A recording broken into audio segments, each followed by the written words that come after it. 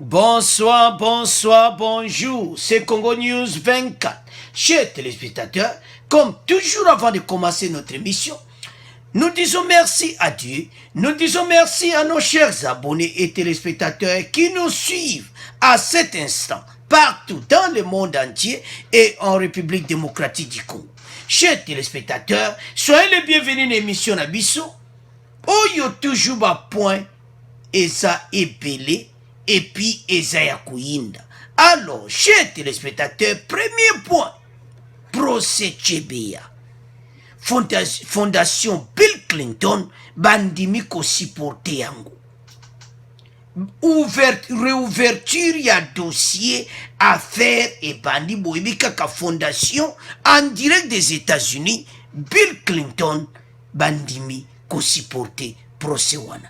Alors, eza somo Toko, discuter ensemble. Deuxième point, chers téléspectateurs. Finalement, John Tchibangu a été acquitté à l'auditorat militaire de Kinshasa, Gombe.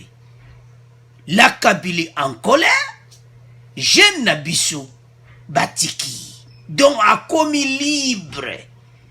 Ezaya koyinda n'émission oyo donc mutakolo baneli suli kambu azati donc ma dossier na ye esili batiki alors toko développant mon émission na biso pour jeune général abana musala na armée.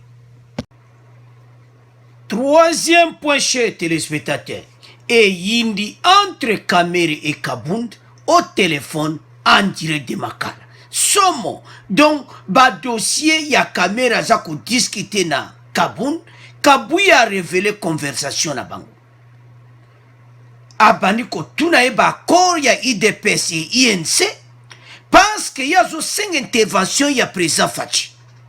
Alors masoro na bango zaleki tout autour ya corps entre INC et IDPS. Alors, chers téléspectateurs, tout qu'on développe une émission à Bissoeza Kouinda.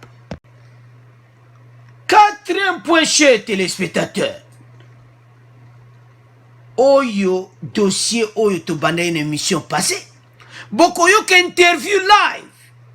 Rapport ya centri sur la Kabylie Shadari, Afriland Bank et projet ya Corée na Kamina, Olomami et à Lubumbashi, pena Kinshasa. Ndeni ba Coréen ba koti na système financier, boko yoka interview live ya centri. Baso tuna bango ba question sur dossier wana, ndeni Shadari akota ki na kata masolo, ndeni la Kabylie ba ndimaki ba Coréen ba kota na système financier mondial.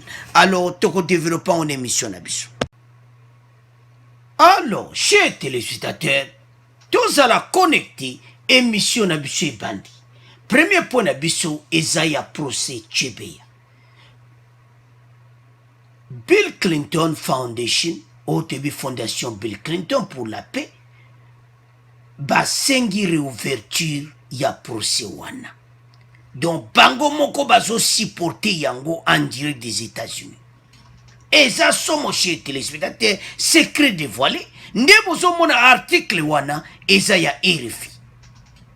Pour la fondation Bill Clinton pour la paix, l'enquête, autant que le procès en rapport avec cette affaire ont été tronqués, en dehors du colonel Daniel Mukalai, condamné à 10 ans de prison, tous les autres policiers qui avaient effectivement participé à ces crimes n'ont jamais été ni arrêtés, ni jugés, révèle le responsable de ONG.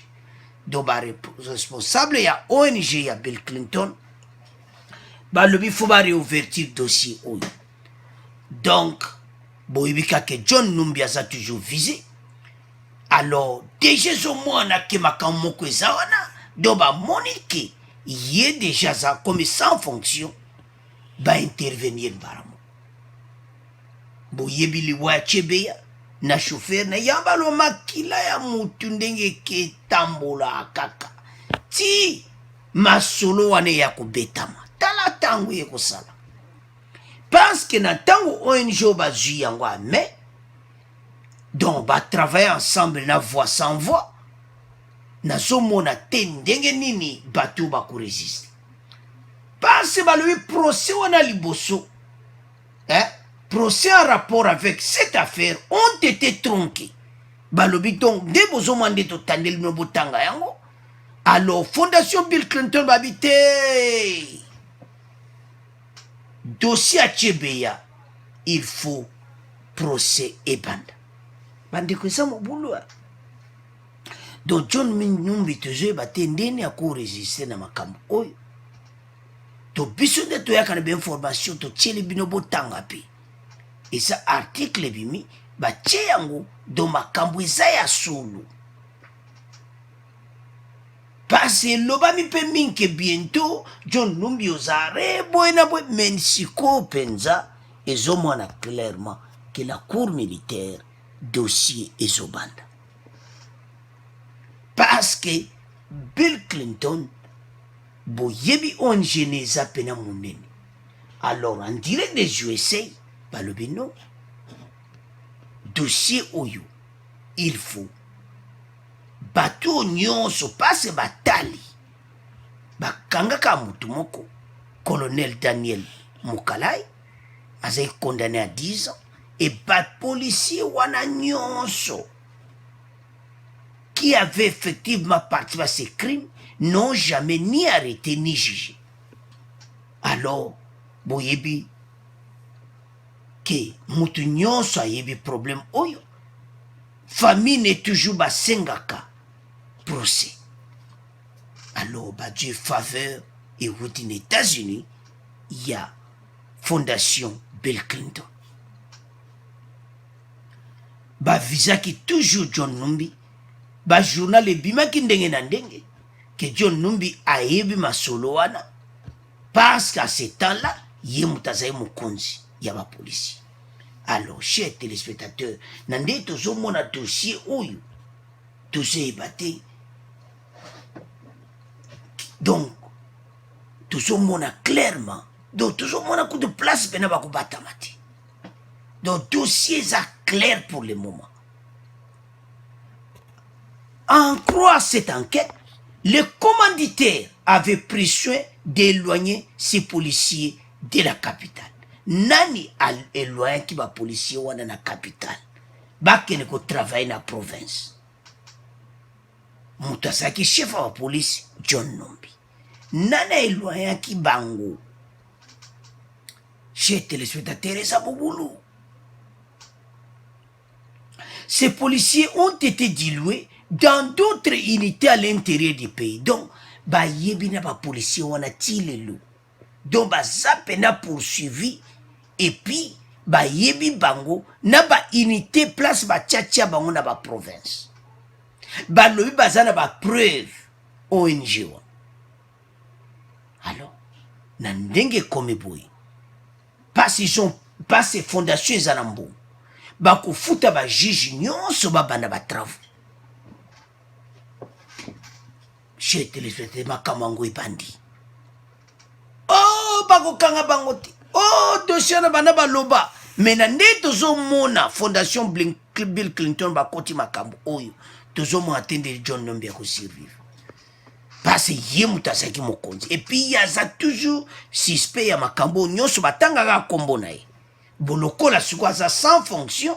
Donc dossier ba ye nango na moment oyo ezo mona na clair. C'est pourquoi la fondation Bill Clinton pour la paix demande aujourd'hui la réouverture du procès sur l'affaire Tchebeya. Eza mobulu. Tozo mona te ndenge nini na doit survivre.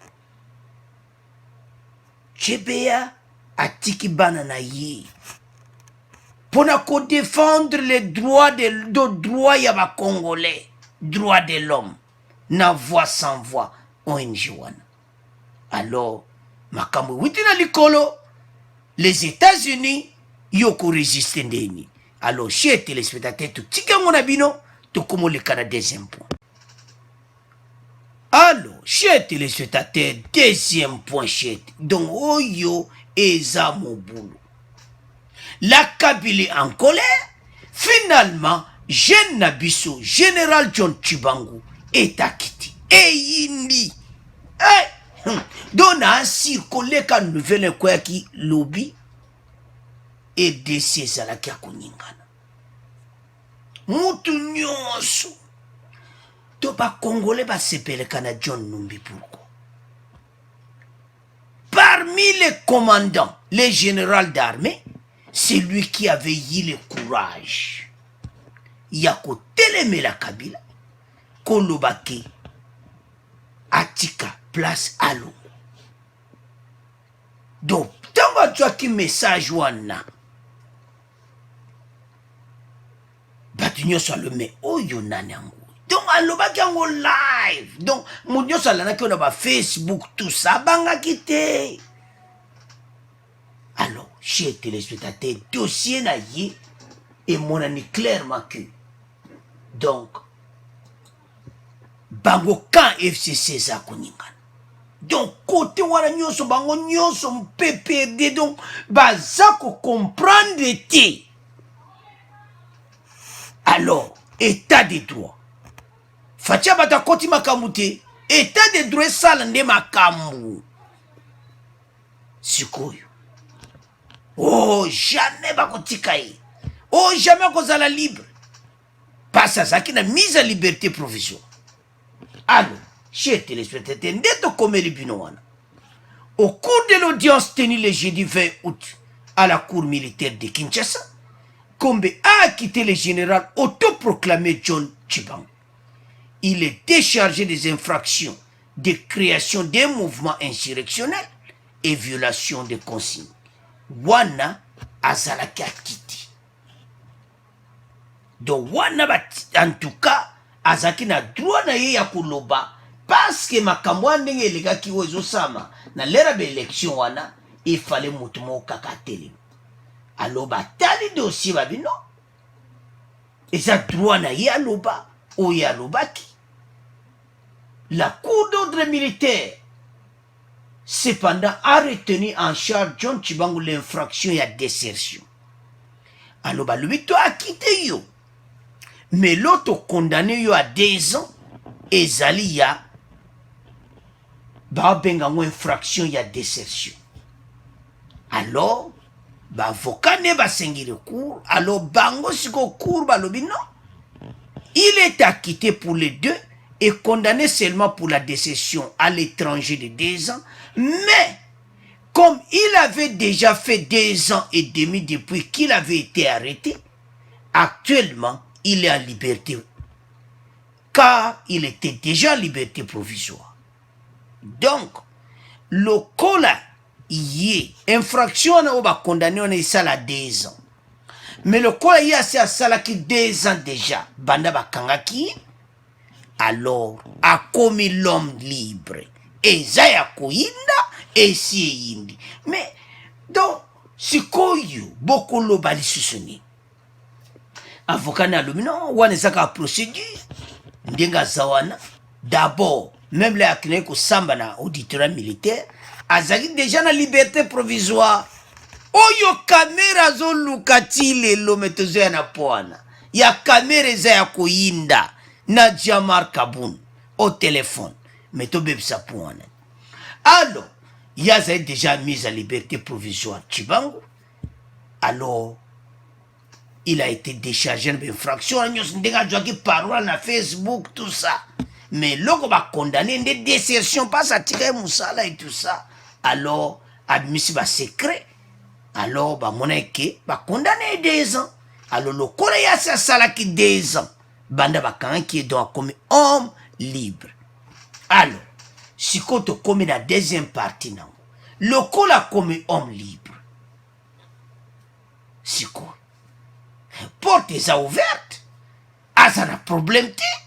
Alors, Fachi, général Yewana, Mwana Mboka, 100% Congolais. Oh, bah, Congolais, bah, Zoluka, Bango, bah, généraux, Zoluka. Il y a trop des infiltrés. Tant du Mwana Mboka. Fachi, en tout cas, mi collège ya bande koto s'attendre à nomination. Toujours le bandenga mabete, bon comprendre parce que quand FCC bandimaki teke Tshibangwa kozala libre. Ezolekela bango, la Kabylie en colère. Donc bazali sune loko kosala ti, bo comprendre que na wana, na dictature ndenge ezalaki, un général d'armée a dû le devant ya kotelemela Kabila. Mais fachifu ba nommé muto pena na poste parce que na l'air wana nana koloba. Les rasulu ba kangi mbala monko. Alors John Tshibangou a salaki masu. Vous vous souvenez? Bakeno kange kuna na Tanzanie ba ye na ye a souffrir ndenga zawana. Ba tortira ki epedo makambo ebelele kaki. Mais aza soda mpiko biloko wana tu eleki nango. Alors jeune na biso général Masolo en marche. Awa toloba lisuni. Baza na problème sérieux. Pourtant kaka zonga na place wana parce qu'il faut pas nommer quand même. Hein? Parce il était d'abord colonel et puis baloba comment autoproclamé tout ça général, mais baso benyeka général Tshibangou. Alors batikaye abanda musala bakal kote wana ezala te. Donc bientôt tokoyoka kaka ordonnance présidentielle, hein? John Tshibangou abandi musala na armée bazongisa ye na poste na ye o azalaki nango. Alors il est acquitté. Sikoyo côté à FCC peut perdre bazana problème sérieux baye bandeni ya okota masolo yango te ndeni ya kotidie ba dossier yango te, donc eza ya kuyinda esi eyindi totika yango na bino tokomoleka na troisième point. Alors chers téléspectateurs, troisième point oyo nazoyeba te Kamere eloko vraiment zoluka bandeko. Ndenge Kabuya expliqué conversation oyo, mais ça m'a été. Je crois bien Kabunda Baya qui est même na téléphone, à 4 il a ta téléphone. Donc, au sommet on appelle donc azo tia pression pas Kabunda osala nini. Le président de l'Union pour la nation congolaise, Vital Kamerhe, a eu une longue conversation téléphonique avec le président de l'Union pour la démocratie et le progrès social, IDPS, révèle Augustin Kabuya. Kabuya lui m'a solo moko don kaka sur accord IDPS INC. Sur quoi? Boyebi kalega ki na radio na biso na RDC. Alors longue conversation Kamerhe de toute façon aza prisonnier mais bozo tike na ba téléphone mais toujours à la point. Vital Kamerhe, président de l'INC, a eu une longue conversation téléphonique avec le président de l'IDPS Jean-Marc Kabou. Donc conversation sur Makambo Oyo. En tout cas, vraiment, ye ayebi oya salaki. Kamerhe azo senga be intervention parce que oyo so tali bien. Déjà tu as une émission oyo émission passée. Bat na prière na bon passe na prière wana amida payaki. Payaki na prière wana eza po ba prier pa Nzambe yabima. Alors, je ne sais pas si Dieu là, azan Dieu moko azaka juste, mais wana to solo ba émission passée. Mais le to lo beza conversation na bon passe ba bimisi belema nyonso basolaki. Le secrétaire général de l'IDPS affirme que la restauration du cas pour le changement plateforme ayant porté la candidature de Félix Tshisekedi à la présidence de la République était au menu de cet entretien. Donc, accord na bango IDPS INC OMMA qui fatia comme président ezalaki penda oyo kaka baza kosolola ka asiri yango. Kabuya dit ceci. À notre niveau, il y a un problème.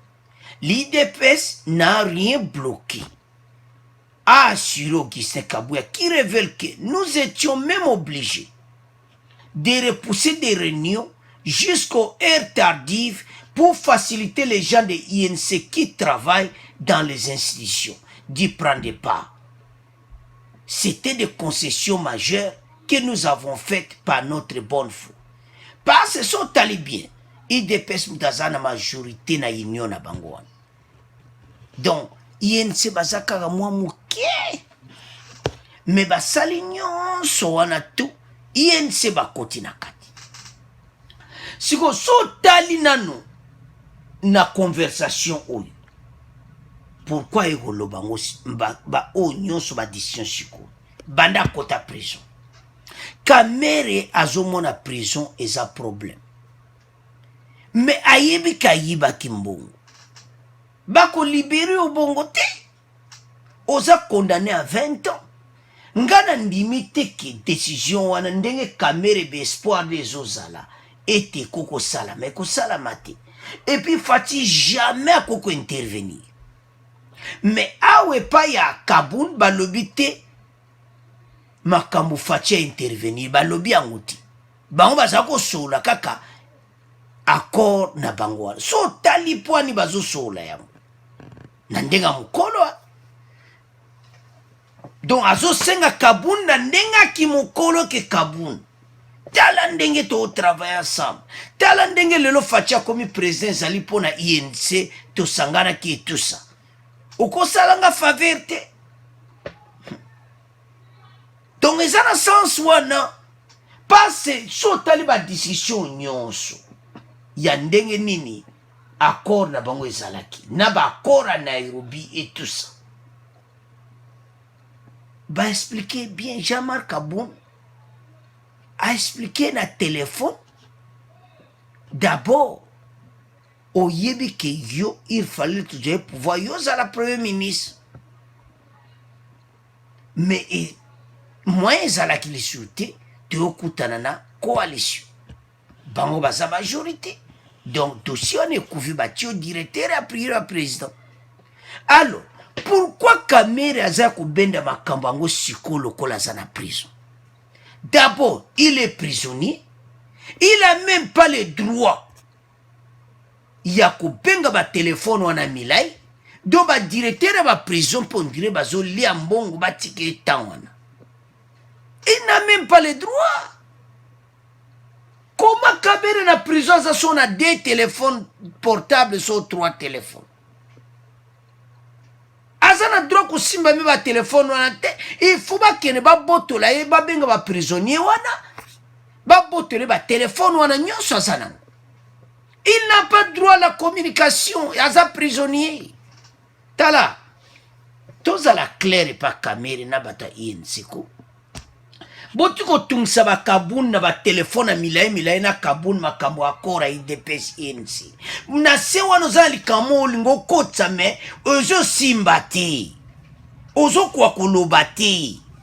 Batu no basi ba loba ke bazo senga fatia intervenir. Fatia ko intervenir te.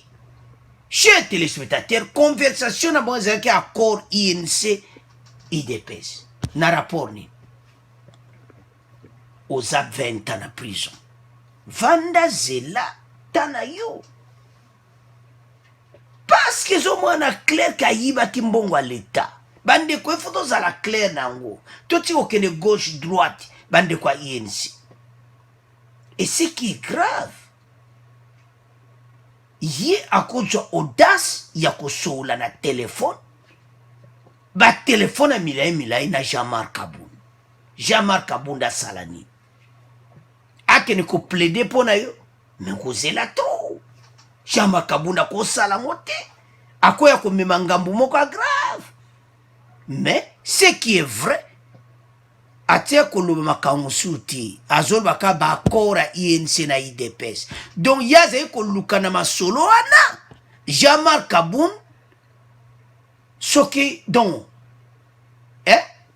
donc ate adjoa boule aide non ako aide yo te omonte bosisi na telefone kaka ko IDPS INC Jean-Marc Kabuna kotanga makambo na yo wana te passe ba dossier wana ba dossier bizarre heureusement yomo kamere otie kotanga makambo no te ya 20 ans na yo ya prison batu no basi balobaki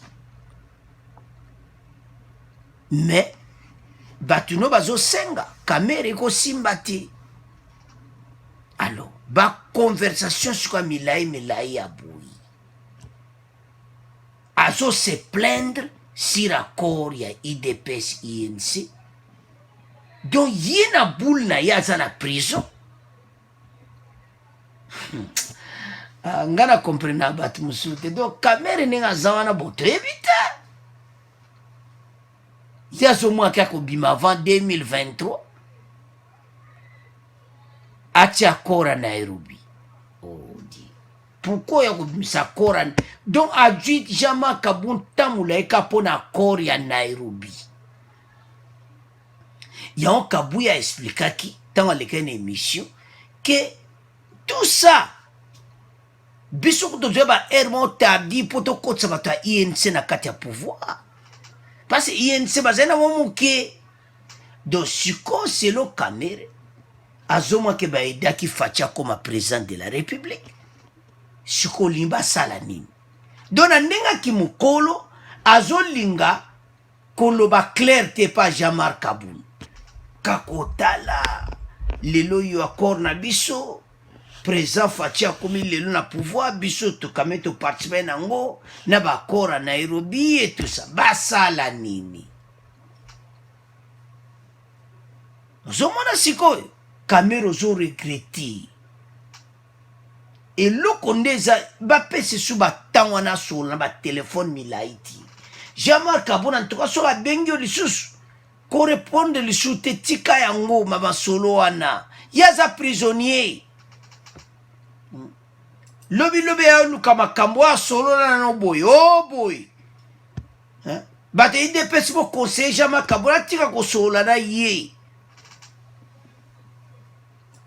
Kabuya lobe yango ke masolo pena milai ozo lukanini yoza prisonnier do place ono kobimate 20 ans no bakateli yo bon peut-être na ba prière luka mikolo bazo beta grand prière mais te éviter ce kosimba mais nzambe akoko aider yo ozala bonne santé et tout ça mais le quoi za nzamba juste ce qui yo yibaki mbongo comment nzambaki akota makambo wana.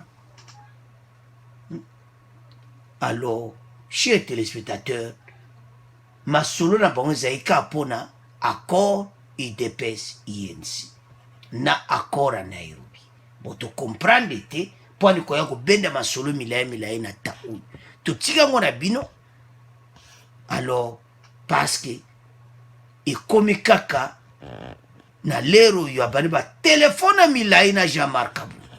Alors to komo leka na pona bisa suka oyo toyoka interview live ya makambo ya copie ya Corée du Nord na kati ya RDC. Alors chers téléspectateurs tokoyoka interview ya organisme oyo pona makambo nyonso oyo salami ya Corée du Nord na RDC. Les sanctions internationales contre la Corée du Nord sont-elles efficaces? Après les révélations des ONG Global Witness, qui c'est une autre ONG, les Century, qui démontre dans un rapport à quel point le système de sanctions internationales peut être facilement contourné dans un pays comme la RDC. Dans ce pays, des ressortissants nord-coréens ont pu créer une société, obtenir des marchés publics et même ouvrir un compte en dollars à Afriland First Bank na Kinshasa. Donc, la sanction internationale est yeli bango penangai. N'eto ban émission passée. Alors, ba moni que terrain bien koksola na la Kabylie, la Kabila permettre bango parce que bango po baya bakota na bafaire wana eza présent ya kore bakooperaki alo bakoti na masulu baparvendre kosala kofungola compte en dollar bokoyoka interview bandeko eza somo na émission oyo. Le titre du rapport de Saint-Truc est affaire risquée des entrepreneurs nord-coréens afin des sanctions internationales RDC. Ces affaires remontent en janvier 2018. Les campagne électorale Banda. Alors, quand l'ambassade de la RDC au Cameroun accorde un visa à des ressortissants non-coréens, donc à partir à Cameroun, ambassade d'Abisso na Cameroun, pesi coréen ou yo visa. Baya kusala masolo na RDC, wuti wapi na Pyongyang, yemba la mo Cameroun, à partir à Cameroun, ji visa na ambassade à RDC. Pour baya na Kinshasa. Alors, Pak Wangsong na Wang Kilsu se rendent au Olomami et entament immédiatement des démarches pour créer une société. Pourquoi baye na Kinshasa mbala mon côté? Qu'est-ce qu'on a Olomami na Kamina et puis bakei na Lubumbashi. Boko yoke interview bandeko. Selon les Saint-Truc, Congo a compte nde au monto tcheli binoana. Selon Bango,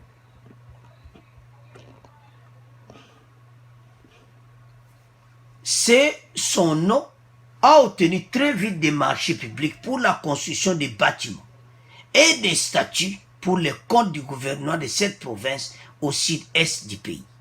Donc, Olomami bâti au monde statue na musée bâti ba statue wana. Alors, ils en ba don donc ba sali yango ba créer ba projet. Et ce projet n'a rien de secret. Emmanuel Ramazani Shadari, secrétaire général du PPRD à l'époque, parti présidentiel, les avait même visités en mai 2018. Donc Shadari Paketi na Kamina a visité, alors à Talipé solo et puis na l'air on comprendre, Yazaki ministre de l'Intérieur. Alors a visité. Donc, et sur l'axe clair, bango ba yebaki déjà ma solo. Mais avant de continuer mission na biso, to yoka interview live, y a la Saint-Truc, ouais yindi simboka, bon to continuer mission na biso. On a trouvé qu'une société qui s'est implantée en RDC en 2018, qui a été établie par deux Nord-Coréens, a réussi à ouvrir un compte en dollars à la banque Afriland First Bank, plus précisément à la succursale à Lubumbashi. Et puis, ils ont érigé deux statues dans la province d'Olomami, dans la capitale Kamina. En fait, ces deux projets de statues ont été financés totalement par le gouvernement provincial, qui à l'époque avait comme gouverneur M. Jackson Kalenga Mwenzani. Et en fait, le simple fait que la société qui a été établie par les Coréens du Nord a réussi à obtenir l'accès à un compte en dollars constitue une violation de plusieurs régimes de sanctions, y compris onusiennes, américaines et européennes. Et puis, le fait que le gouvernement provincial d'Olomami a financé ce projet avec les fonds d'État constitue aussi une violation des sanctions onusiennes, en fait. Et donc, ça soulève beaucoup de questions qui sont bien troublantes par rapport à l'application des sanctions qui visent la Corée du Nord en RDC, soit par les autorités gouvernementales, soit par les banques et les autres institutions privées. Il s'agit là bien d'une entreprise privée avec deux ressortissants de la Corée du Nord. Vous voulez dire que la Corée du Nord est en soi impliquée dans les transactions? Oui, tout à fait. En fait, on a parlé avec plusieurs experts sur la Corée du Nord. Ce qu'on a trouvé, c'est que l'idée d'un homme d'affaires privé n'existe pas vraiment en Corée du Nord. C'est un État où même d'obtenir un passeport est très très difficile. Et ça implique au moins qu'on a un lien opérationnel avec le gouvernement nord-coréen. Et donc si un soi-disant homme d'affaires nord-coréen voyage à l'extérieur pour générer des revenus, ça implique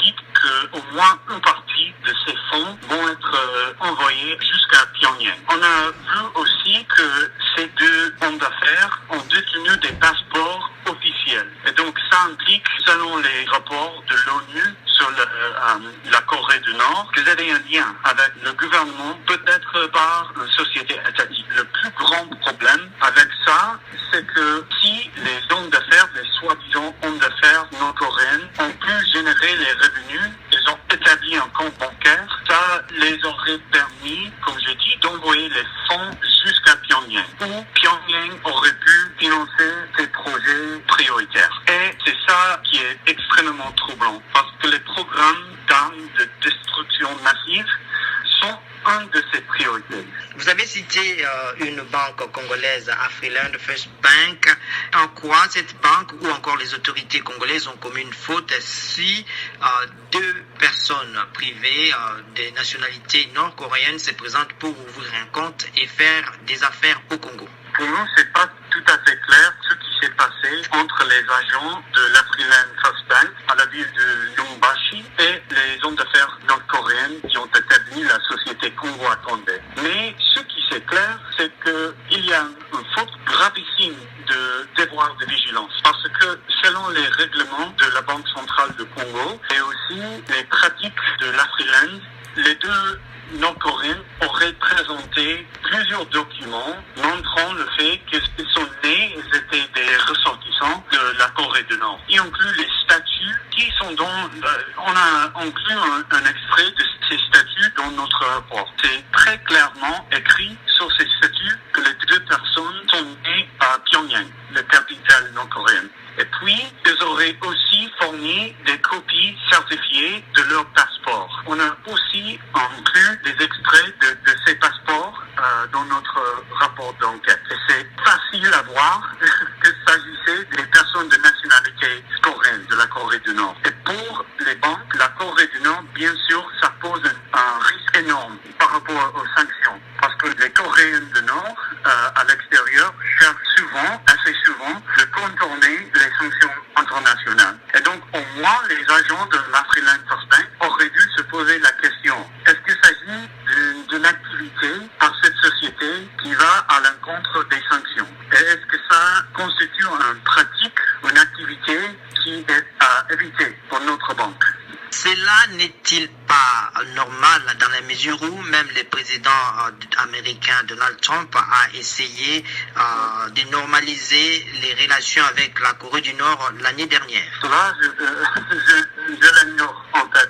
Il s'est rendu à Pyongyang, il a traversé plusieurs fois. Moi, oui, en fait, je ne vois aucun lien entre ces activités, c'est-à-dire le rapprochement potentiel entre les États-Unis et la Corée du Nord. Mais pour moi, les sanctions ont été mises en place en 2017 et sont en place jusqu'à présent. Et donc, même si Donald Trump avait rencontré Kim Jong-un à Pyongyang, peu importe dans le contexte de ce rapport, parce que les sanctions, comme j'ai dit, ont été toujours en place. Vous avez dit parler de plusieurs manquements répétés au début, les Nord-Coréens ont demandé auprès de l'ambassade de la RDC à Yaoundé, Cameroun, les visas simples qui ont expressément dit que le déteneur de ces visas ne pourrait pas engager dans les affaires commerciales. Ce qui soulève beaucoup de soucis par rapport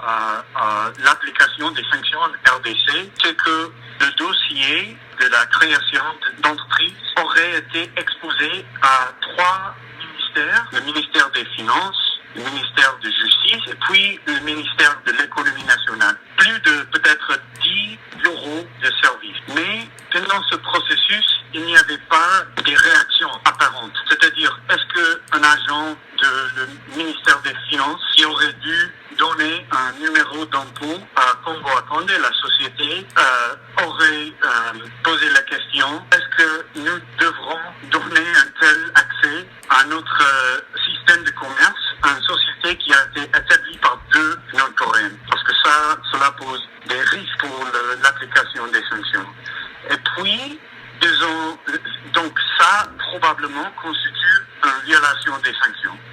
Puis, en parlant des autorités gouvernementales en RDC, plus précisément le gouvernement provincial de Lomami, ils ont, comme je dis, financé des projets de statut avec les fonds propres du gouvernement. Et ça constitue aussi une violation des sanctions onusiennes, parce que les États membres sont interdits d'utiliser les fonds publics pour financer les projets qui sont réalisés par les Coréens du Nord. C'est clairement dit dans les programmes de sanctions. Donc, une autre violation de sanctions se trouve pendant à Kinshasa, probablement, quand il semble que l'actuel gouverneur, Jean-Pierre Ngobila, aurait engagé la société Akondé, Congo Akondé, pour aménager un espace public au long de l'avenue Lumumba, à Limete. Dossier Oyo bandeko na ngai batangi na ministre des Finances, batangi ministre de l'économie, justice et tout ça. Mais comment peut ministre des Finances va permettre bango parce que pour installer dossier na RDC ba norme ezalaka ezomona clairement ba processus wana donc ba moni ke bato wana mibale baza même na ba passeport na bango na ndenge bayaki ba vire basala ba virement na Afriland First Bank compte en dollars ba mbongo ekendaka na mboka wana et tout ça batangi na Jetini Ngobila ndenge ba permettre bango na limité et tout ça donc makambo zo continuer donc bazo continuer ko sala ba makambo na bango donc tango batangi Jetini Ngobila za gouverner micro de l'axe makambo zo continuer petit sikoyo. Alors chers téléspectateurs tout lundi wana ezomona clairement ki EDC koti na potopoto ya makambo oyo pays oyo ya Nord Corée oyo eza na sanction internationale ba-européen na ba-américain baza na kolera mabe contre la Kabylie et Shadari ndenge bapermetaki masolo oyo esalama na EDC et puis baprojet oyo esalamaki nde batongaki bikeko totie wana na Kamina. Et puis bapesi bango bango ba société salami bake na Freeland Bank auto tchelibino wana First Bank bake pe bafunguli ba compte en dollars. Donc mboka na biso ekomi pays moko faible na lero wana na lero ya fatie ko salama te. Alors ezo senga ke bakanga ba compte wana nyonso parce ba américain bazo tia pression mikolo ya mabe. Bon soko Taliban de konangai. Pourquoi Kabila ayebi ke bateau bazana sanction internationale le système financier pourquoi ba permettre bango ko sala ba donc ndenge zawana pas ces écoles et c'est sur bango na Shadari baliaki monta combien pour ça ba graba la dollar pas ces bango bazana problème sérieux Nord Corée moi ba kota na système financier international ezati il fallait bazala sikoyo na banque moko oba ko sala ba transaction wana esalama parce ba embargo et beta bango na ba pays européen na ba pays États-Unis do ba tia penda tatana bozomona azana kati na bango ba tia bango penda non na embargo. Alors bango monte ba kita na RDC Teresa faible ba kota maso ba kiti pe na RDC wo à partir à Cameroun ba pesi bango visa ble ba yembala moko olo mami Kinshasa mbala moko bakomi na Kamina. Na Kamina le ba yembala moko ba sali société et puis ba sali ba projet ba au monde ba bikeko wana do ba bana ko edepe na olo mami do makambo ko bana otambo. Ndebo yoki wana. Et puis ba epe na banque ba fungoli compte. Ah, compte fungwami. Oh. Mais vraiment chers téléspectateurs, au mona oezo laksa face à pays na biso pendant les 20 ans, il y a la Kabylie au pouvoir. Donc, baliaki na bango cop et puis Shadari a kepi ko visiter ba projet wana na olomami ba projet au mumbi kikoana. Donc je crois bien kata ki pe riban. Donc makambo nyonso pe salami. et puis bekri ozomona makambo tuna Nord Corée do makambo pene ezolakisa penake bacoréen bazosala masolo pende boyoki na interview wana na Lubumbashi. Alors, chers téléspectateurs, eza mawa biso nyonso tolandi interview wana parce tant toyaka bamasolo eza masolo moko ya vérité. Rapport wana eza barapport mo bandeko mokili ezoloba mikolo so obeti ka na internet likobeti olanda omona kaka rapport wana mais rapport wana ba EDC koti na kati mais gouvernement wana ya la Kabila mutu bapermetaki bango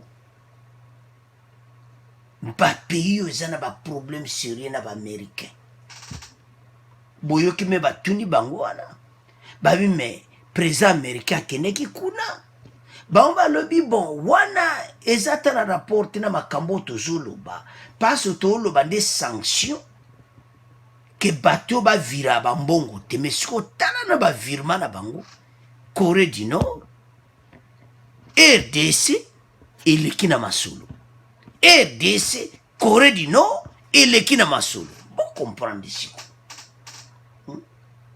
tobo comprendre siko eza badossier moko mobulu to mboka na biso siko ekota na bamasolo aboyi eza mawa chers téléspectateurs. En tout cas biso nyonso tolandi bainterview tolandi conversation ezomona clairement ke bato oyo pendant les 20 ans balingai mboka na biso te. Alors chers téléspectateurs eza mawa tokomotika ngo na bino parce que pays ekokota boye te toyebi te Shadari nde kombo na ekoti na makambo oyo lokwa ye moto aintervenir toyebi te ndeni ekosukela ye parce Fachi aza na masolo ezokende baaméricain mikolo ka masolo yango alo baaméricain baza na kolera mabe donc la Kabila miluki baproblème yo oza na baproblème na yo sikoyo so na problème na baaméricain alo eyindeli la Kabila mikolo ndenge aza zoyeba ndenge na kosala te parce na kati ya rapport bakomi te RDC bapermettre bango bafungola compte en dollar nde bolandi na interview alors ekosuka ndenge nini. À vous de commenter tokomoleka na résumé émission na biso. Premier point tolwaki oya procès Chebea Bill Clinton bazo kufungola yango. Deuxième point tolobi ya jeune général John Chibangu aza libéré donc akomi akiti donc makambo ya prison eza esulte epa na ye donc bientôt akozwa mpe poste. Troisième point Kamere na kabuni na telefone ya molai likolo ya baccord INC IDPS. Et puis point ya suka oyo eyindisi mboka rapport ya Century oyo EDC ekoti na kati ya makambo. Alors chers téléspectateurs, bon abonnez massivement. Merci de l'émission. Bon continuez à supporter. Alors, bon partagez. Au revoir, à la prochaine.